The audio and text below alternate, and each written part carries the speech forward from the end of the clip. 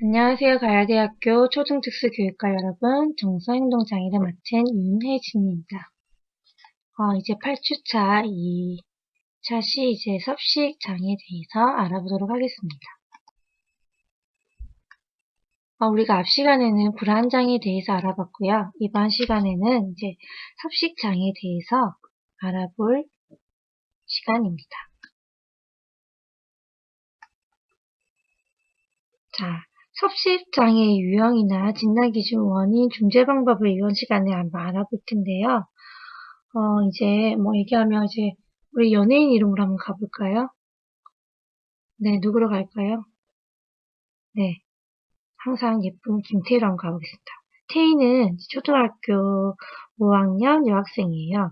태희가 학교 초에 실시된 학교 신체 검사에서는 키가 160에 체중이 50kg였어요. 그래서 이제 과체중이라는 말을 듣고 충격을 받게 된 거예요. 이제 중학생이 되게 되면 교복도 입어야 되고 이제 친구들이 점점 외모에 관심이 많기 때문에 이제 태희가 살을 빼기를 결심하고 운동을 시작을 한 거죠. 그래서 밥도 조금 줄이고 왜냐면 밥을 많이 먹으면 살이 찔까 봐 두려워지는 거예요. 그래서 운동도 점점 강도가 심해지면서 매일 줄넘기를 4,000번씩 하고 식사를 하루에 한 끼도 제대로 먹지 않은 결과 어때요? 1개월 만에 체중이 35kg까지로 빠진 거예요. 근데 1년 전에 이제 생리를 시작을 하고 했으나 이제 체중이 너무 많이 빠지면서 생리가 불규칙해지고 양도 많이 줄었는데 이제 태희가 공부도 잘하고 부모에게는 되게 착한 딸이지만 성격이 내성적이고 소심한 성격이라서 친구에게 쉽게 다가가지 못하고 친구가 잘 없어요. 그럼 이 태희는 어때요? 소식장애가 있는 걸까요? 우리는 살면서 어때요? 잘 먹고 잘 배설을 해야지만 건강하게 살 수가 있어요. 둘 중에서 하나만 우리가 잘 안 돼도 건강한 삶을 유지하기가 어렵죠. 우리가 다음 시간에 살펴볼 배설장애도 이 둘 중에서 하나예요. 배설장애는 배설과 관련된 장애라면 이번 시간에는 우리가 이제 먹는 것, 섭식과 관련된 이제 장애를 보는 건데 이제 섭식이라는 것 자체가 이제 음식을 먹는 데 있어서 심한 장애를 보이는 것으로 우리가 식욕 부진증과 폭식증 두 가지로 나눠서 볼 수가 있어요. 이제 거식증이랑 폭식증은 음식과 체중 그리고 체형에 집착하는 공통점이 있지만 거식증은 음식을 먹는 것을 거부를 하는 것이고 어때요? 폭식증은 음식에 집착을 하면서 계속해서 폭식을 통한 보상을 받기 위한 것입니다. 그렇다면 이제 신경성 식욕 부진증이라고 하죠. 우리가 이제 흔히 알고 있는 거식증이에요. 이렇게 우리가 말하는 신경성 식욕 부진증의 진단을 할 수 있는 기준이 필요하겠죠. 이제 우리 DSM-5에서 신경성 식욕 부진증이 이제 섭식장애 안에 속해져 있습니다.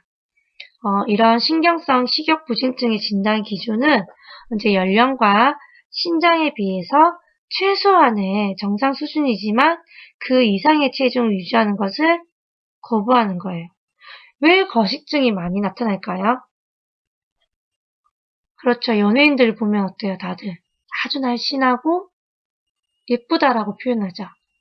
모델들이나 이게 언론에 활동하고 있는 그런 사람들이 다들 자신의 키에 비해서 작은 몸무게를 가지고 있는 경우가 많기 때문에 아동이나 청소년기에 있는 아이들도 그게 예쁘고 미의 기준이라고 생각하는 게 많아서 신경성 식욕부진증을 가지게 되는 아동들이 많아요. 이렇게 생기는 신경성 식욕부진증은 이제 내가 표준 체중에 미달이지만도 체중이 늘거나 살이 찌는 것에 대해서 극심한 두려움을 느끼는 거겠죠. 그리고 이제 자신의 체중이나 체형에 대해서 혼란을 가지게 되고 자기 평가로 이제 체중이나 체형이 과도하게 영향을 미쳐서 이제 현재에 대한 저체중의 심각성을 부정한다는 거예요. 그게 바로 신경성 식욕 부진증이겠죠. 여기서는 이제 제한형과 폭식 제거형으로 나눠서 이제 보고 있는데요. 제한형 같은 경우에는 이제 신경성 식욕 부진증이 규칙적인 폭식이나 제거 행동. 그러니까 어때요? 자기 유도 구토, 이뇨제 또는 관장 등을 하지 않는 거예요. 그런데 폭식 제거형은 일단은 폭식을 하는 거죠.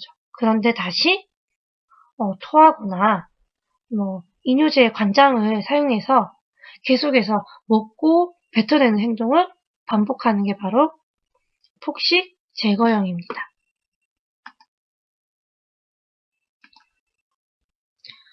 이런 신경성 식욕부진증을 가진 아동들을 한번 살펴보면 이제 이런 아동들은 이제 우울하거나 우울증이나 사회적 위축 그리고 자극에 과민한 상태고 그리고 불면을 가질 수 있고 당연히 살이 빠지고 모든 부분에서 흥미를 감소시키는 부분에 대한 우울 증상이 같이 나타나기도 해요. 우리가 말하는 신경성 식욕부진증이 최초로 목격되는 연령이 주로 17세, 18세라고 하는데 이제 이게 바로 또래 활동과 사회적인 활동을 시작을 함으로써 우리가 사회적으로 지금 비춰지고 있는 미의 기준을 아동이 인식을 하고 그 부분에 따라가고 싶어지는 마음이 생겼을 때에 이렇게 나타나는 경우가 많아요. 그리고 여성과 남성의 비율을 보시면 10대 1이죠. 여성이 훨씬 더 남성보다 신경성 식욕부진증을 가지게 될 확률이 높다라는 거예요. 이게 여러 가지 부분에서 지금 여러분들도 다이어트하고 계시는 분들이 계시는가요? 네. 옷을 구입을 할 때 우리가 보면 옷이 사이즈가 나와 있어요. 80, 85, 90, 95, 100, 105 이렇게 또는 스몰, 미디움, 라지, 엑스라지 또는 5, 66, 77 이렇게 옷의 사이즈가 표기가 되어져 있는데 이게 우리가 옷을 구입할 때 기성복을 구입을 하기 때문에 옷을 구입을 할 때 나에게 맞는 사이즈를 손쉽게 찾기 위해서 고안된 방법이기도 하지만 이게 이런 신경성 식욕부진을 일으킬 수 있는 사회적인 사이즈가 될 수도 있다는 거예요. 그러니까 이게 내가 조금 더 날씬하고 예뻐야 된다라는 이런 부분의 사회적인 인식 때문에 나타날 수 있는데 이게 개인적인 요인에서는 이제 여성이기 때문에 날씬을 해야 된다. 내가 내 자신이 관리를 하지 않았다. 이런 부분에서 나타날 수도 있고요. 또 어린 시절부터 해왔던 식사나 섭식의 방법에 있어서 문제가 생길 수도 있고 또 우리가 사고방식이나 이제 생리적인 기능장애가 나타남으로써 이제 나타날 수 있어요. 그리고 또 어때요? 부모가 아이가 살찌는 게 싫은 거죠. 너도 조금 더 날씬하게 예쁘게 해야 된다라고 말하는 부모와 또는 또래 아동들과의 심리적인 갈등이 있을 수도 있고요. 또 그래서 그런 부분에서 계속해서 내면적인 갈등이 통해서 우리가 우울증과 충동적인 부분을 같이 수반할 수도 있어요. 이 모든 신경성 식욕부진의 상위 요인 어때요? 날씬함을 강조하는 사회 풍조겠죠. 저도 이제 아이를 낳고 살이 많이 찌고 했더니 저희 아이가 아직 되게 어린아이인데도 지나가면서 저에게 한마디씩 해요. 엄마 요즘에 뚱뚱해. 배가 좀 나온 것 같아. 라고 말을 할 때가 있어요. 그러면 그래 엄마가 오늘 밥을 많이 먹어서 그래 라고 넘어가면 되겠지만 다시 한번 거울에 비춰보게 된다는 게 바로 어때요? 개인 간의 유인 때문이겠죠? 내 아이에게도 예쁜 엄마로 나도 남고 싶다. 이런 개인 간의 유인으로서도 제가 밥을 10숟가락 먹을 것을 9숟가락만 먹게 된다든지 이렇게 나타날 수 있다는 거예요. 우리가 보통 이제 신경성 식욕부진이 나타났을 때에는 어느 정도의 체중을 유지하고 하다 보면 자연적으로 회복이 되기도 하는데 이제 이런 식욕부진증이 심해졌을 경우에 생활에 영향을 미칠 경우에는 입원 치료나 심리 치료나 약물 치료를 병행을 해야 된다는 거예요. 그게 어때요? 우리가 신경성 식욕부진이 이제 해보면 보통 중고등학생들이 지나친 다이어트로 이제 이렇게 거식증, 폭식증을 앓게 되는 경우가 되게 많아요. 근데 막상 우리가 BMI를 측정했을 때 아이들이 정상 범주인데도 불구하고 이제 이렇게 계속해서 가지는 경우가 많이 있다는 겁니다. 그렇기 때문에 우리가 심리적으로 체중 증가나 이런 부분에서 규칙적으로 보면서 내가 할 수 있다라는 것을 많이 알려줘야 되고요. 또 그 부분에서도 이제 도움이 되지 않을 때에는 입원 치료나 이제 약물 치료를 통해서 인지적으로나 정서적으로나 이제 체중이 너무 떨어지게 되면 생활이 안 되니까 이제 그런 부분에 영양실조를 복구시키는 중재도 필요하게 됩니다. 그렇다면 이제 폭식증은 반대겠죠? 우리가 앞에 거식증과 반대로 나타나는 건데, 이제 이게, 우리가 체중이랑 몸매에 대해서 지나치게 걱정을 하고 있지만, 폭식, 다음에 이제 구토를 통해서 보상을 하면서도 계속해서 먹는다는 거겠죠. 그래서 이제 폭식을 한 후에 정기적으로, 어때요? 구토나 설사를 통해서 이제 원하지 않은 또 칼로리를 배출을 하고, 또 어때요? 극도로 음식물을 제한하거나 지나치게 운동을 하지만 구토나 설사를 하지 않는 하위 유형으로도 나눌 수가 있어요. 보통 폭식증이 여성에게 많이 나타난다라고 하지만 요즘에는 남성들에게도 많이 나타나고 있는 추세래요. 그만큼 남성들도 미의 기준이 높아지고 이런 체중이나 몸매에 관심을 가진다는 거겠죠. 그래서 이런 폭식증이 보통 청소년기부터 성인기에 걸쳐서 나타나는 경우가 많고요. 자신의 체중과 몸매에 만족하지 못하기 때문에 이제 뭐 음식 섭취를 제한하거나 아니면 먹은 후에도 다시 이제 뭐 구토나 설사를 통해서 하기에 이제 체형이나 체중이 이제 우리가 자기 평가에 의해서 영향을 많이 가질 수밖에 없다는 거예요. 우리가 거식증이나 폭식증을 가진 그런 원인도 보면 제일 중요한 게 바로 뭐 가족과 또래, 대중매체 때문에 이제 무조건 날씬해져야지만 우리가 경제적인 기회나 사회적인 기회가 주어진다는 이런 문화적인 메시지가 계속해서 전달이 되었기 때문에 이렇게 나타나는 거고, 또 유전적으로도 영향이 있을 수 있어요. 비만은 이제 가족력이 있다라고 하죠. 내가 비만의 가족을 가지고 있다. 그렇기 때문에 나도 비만이 될 것이다. 이렇게 지나치게 걱정하면서 자신의 몸매에 만족하지 못하게 되는 경우도 많이 있습니다. 그리고 또 우리가 아동기나 청소년기에는 어때요? 이거 성적 학대를 받은 경우에도 석식장애가 나타날 수 있다라고 보고가 하고 있지만 아직은 이게 정확한 상관관계를 뒷받침하지는 못하고 있어요. 그래서 이런 부분에 있어서도 계속해서 뭐 연구가 필요한데 아무래도 청소년기에 들어서면서부터는 2차 성징을 통해서 이제 뭐 성적인 특징적으로 발달을 하고 이성에 대한 관심이 늘어나면서 이해 기준에 대해서 이제 늘어나기 때문에 이러한 부분이 이제 많이 나타나는 경우가 있습니다. 자, 그러면 앞서 내가 말했던 뭐 유전적인 요인에 비만 유전 요인이 있다라고 했죠. 가족력이 있기 때문에 나타나기도 해요. 그리고 발달 요인에서도 어때요? 이제 발달에 따른 변화에 대한 스트레스로 이제 점점 거식이나 폭식증이 나타나는 경우도 있다는 거고요. 그리고 신체적인 활동이라고 하면 우리가 왜 2차적인 이제 성장을 통해서 나타나는 호르몬 변화 때문에도 또 그런 부분이 나타나기도 해요. 근데 이런 부분도 아직은 많은 부분이 아직 밝혀지지 않고 있기 때문에 여러분들이 조금 알아봐야 되고요.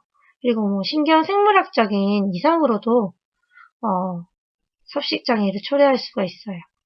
보통 뭐 세로토닌과 같은 이제 뇌의 신경 전달 물질이 이제 이상으로 나타나서 뭐 발생할 수도 있다라고도 이제 합니다. 그렇기 때문에 우리가 보는 중재 방법으로는 제일 먼저 아는 게 바로 식이요법, 운동이겠죠. 그래도 되지 않을 경우에는 이제 약물중재나 이제 행동중재나 가족중재를 포함하고 있습니다. 우리가 이제 성인기에 들어서 이제 이런 섭식 장애를 가지게 된 경우에는 약물 치료를 많이 하기도 해요. 그래서 뭐 항우울제가 효과가 있다라고 이제 뭐 말을 하고 있지만 아동기나 청소년기에 있는 학생에게 약물 치료를 권하지 않아요. 그래서 아직까지 이런 청소년기나 아동기에 대한 약물 치료의 효과나 부작용에 대해서는 연구가 많이 되어져 있지 않기 때문에 아직은 아동기에게는 식이요법이나 운동 그리고 어떻게 써요? 인지행동중재를 많이 시행을 하고 있어요. 그게 바로 섭식장애를 가지고 있는 아동이나 청소년의 이제 우리가 체중, 키에 맞는 체중, 그리고 아름다운 몸매, 그리고 음식에 관련된 우리가 뭐 잘못된 생각이나 왜곡을 어때요? 인지적인 재구조화를 통해서 합리적인 생각으로 바꾸어주는 게 가장 중요한 거겠죠. 우리가 생각하는 합당한 체중이라는 게 건강한 체중이 되어야 되겠죠. 내 키에 맞는 건강한 체중이 아름답고 건강한 몸매를 가질 수가 있다. 그리고 음식이 주는 기쁨과 음식이 주는 그런 건강에 대한 부분에 대한 생각을 바꿔줌으로써 이제 아동이 또는 청소년이 음식 섭취에 대해서 스스로 자기 통제를 할 수 있고 먹거나 자제를 할 수 있는 것을 알려줌으로써 우리가 폭식을 예방할 수 있도록 하는 거겠죠. 또 다른 방법은 어떤 게 있을까요?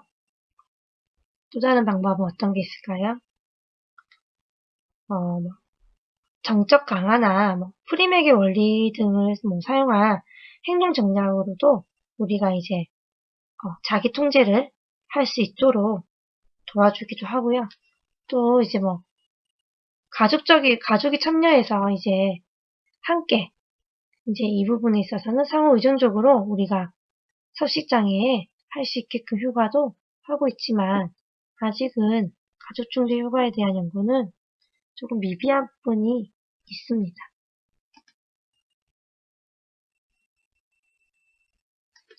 자, 지금 나와 있는 폭식장애 진단 기준은 DSM-5에 대해서 나와 있는 부분이에요. 그래서 어떤가요? 많이 먹는 것, 음식에 대한 조절 능력이 상실돼서 느낀다는 것. 그리고 밑에 사파에서는 5가지 중에서 3가지 이상이 연관이 되어 있겠죠. 자, 여러분들이 한번 보면서 나는 몇 가지에 해당이 되는가에 대해서 한번 살펴봐 보세요. 3가지 이상 연관이 되는가요? 그렇다면 내가 폭식장애를 가지고 있다라고 말할 수도 있어요. 보통 우리가 어때요? 평소보다 많은 양을 급하게 먹을 때도 있죠. 불편하게 배가 부를 때까지 먹을 수도 있어요. 그런데 이런 게 얼마나 더 지속이 되어야 될까요? 적어도 6개월 이상. 아동들이 이런 게 적어도 3개월 이상, 3개월 동안에 적어도 어때요? 한 주당 한 번 이상은 계속해서 발생을 할 때 이렇게 우리가 폭식장애를 가질 수 있다라고 표현합니다.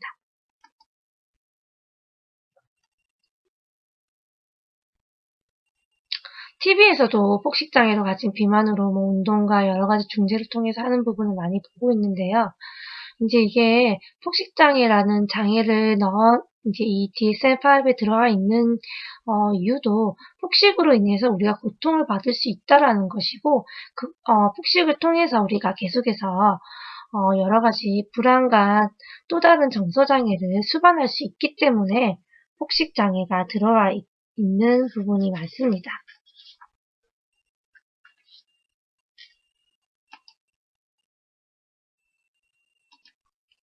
자, 이제 다음은 이식증인데요. 여러분들 이식증이라고 들어봤나요?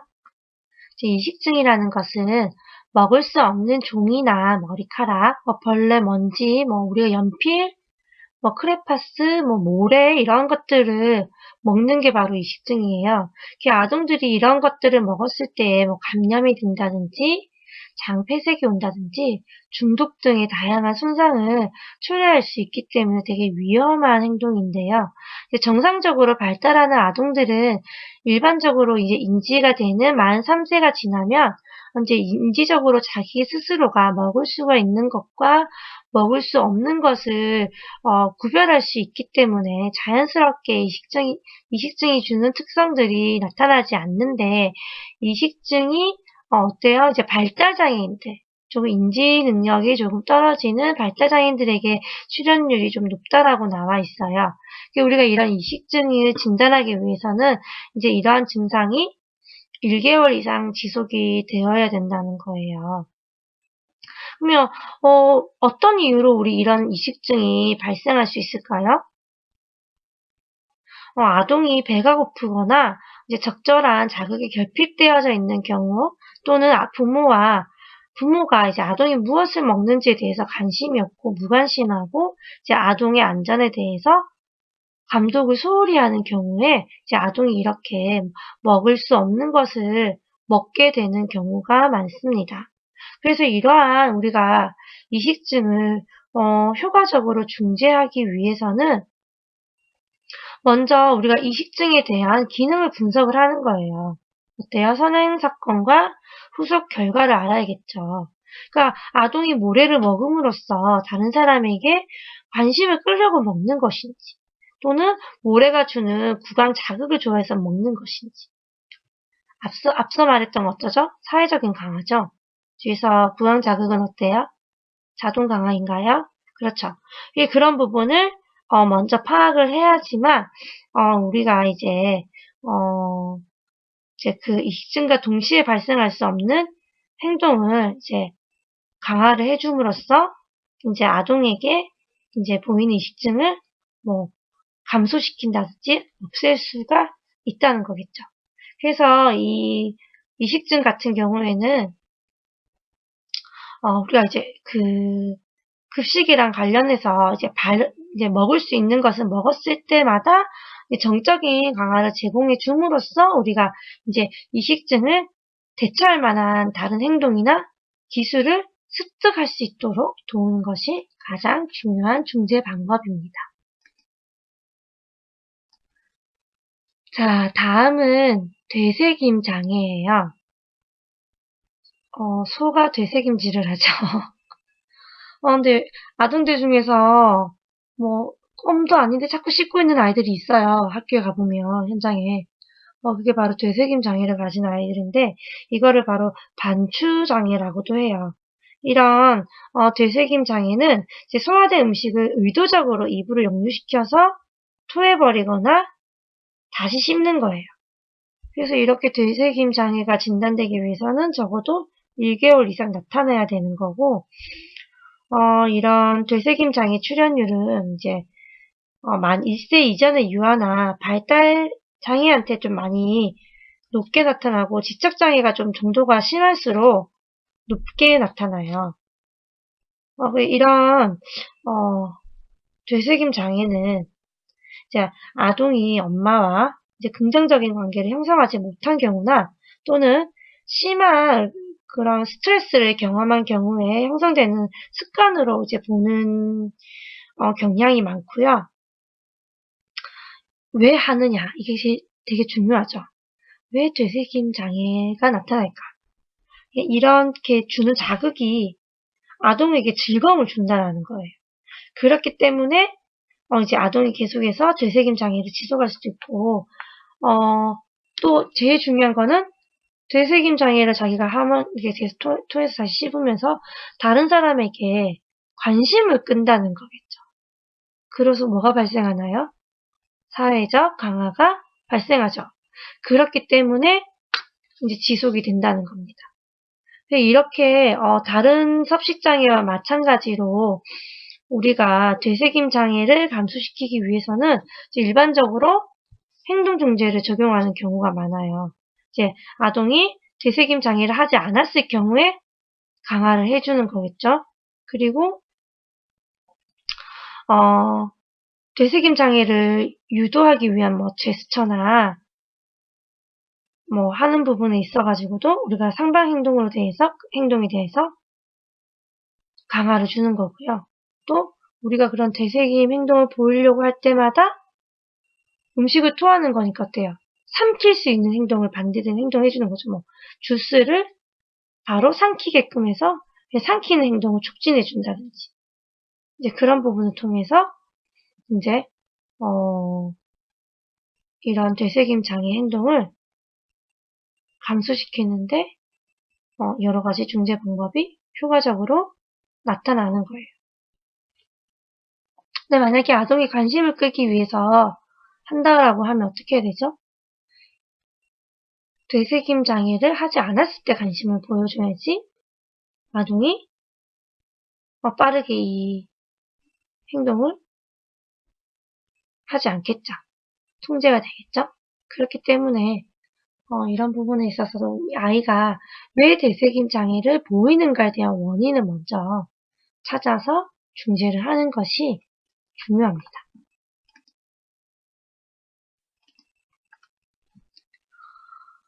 회피적, 제한적 음식 장애라고 이제 하게 되면 이게 포괄적인 부분이 많아요.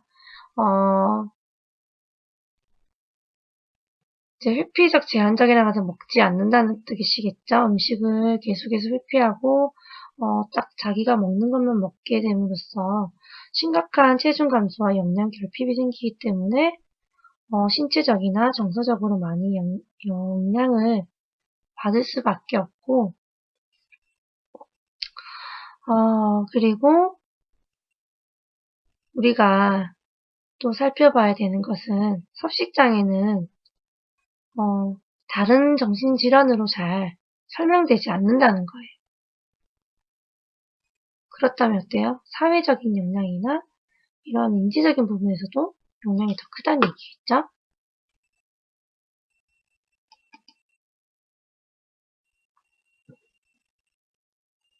자, 우리가 1차 시대 배웠던 중재 방법 중 하나입니다. 여러분들이 한번 문제를 보고 교사가 권하는 인지행동 중재 방법에 대해서 알아보도록 하겠습니다.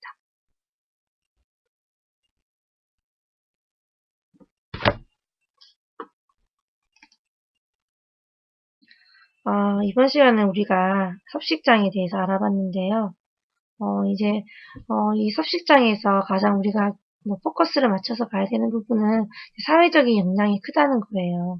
사회적인 영향을 통해서 정상적인 아동이나 청소년기의 학생들도 이런 정서적인 장애를 가질 수 있다라는 것을 여러분들이 인식하고 조금 더 우리가 사회적으로 위의 기준이나 건강한 기준에 대해서 한번 더 생각해 볼 수 있는 시간으로 여러분들이 마무리했으면 좋겠습니다. 감사합니다.